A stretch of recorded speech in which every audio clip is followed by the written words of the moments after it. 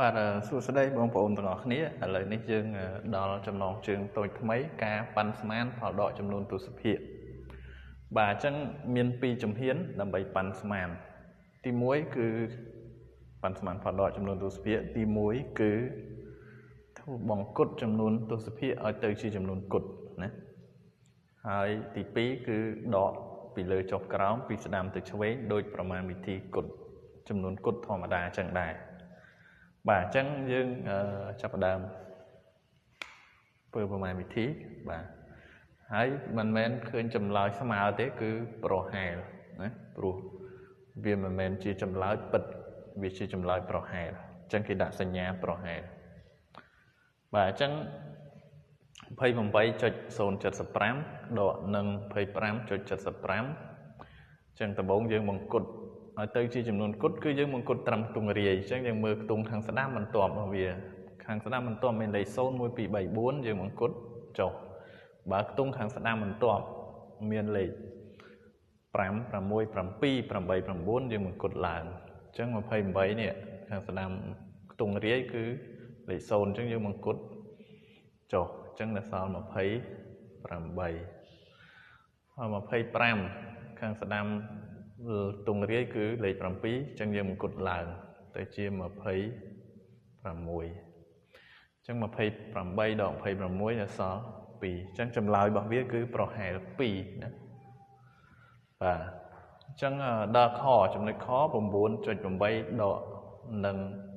ប៉ាន់ស្មាននៃការផលដក 9.8 និង 7.215 អញ្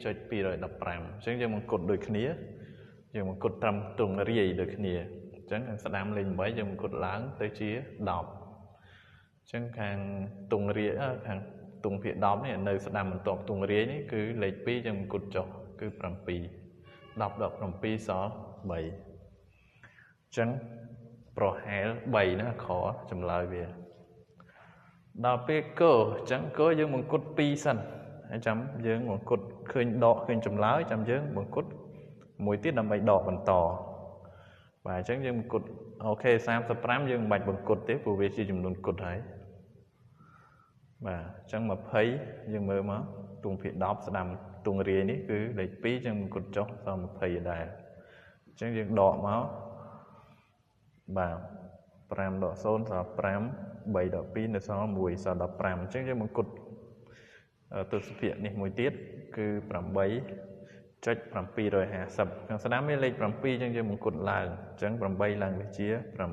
9បាទអញ្ចឹង15ដក9កើតខ្ចីពី1ទៅជា15 1សល់0ណាអញ្ចឹង15ដក9នៅសល់5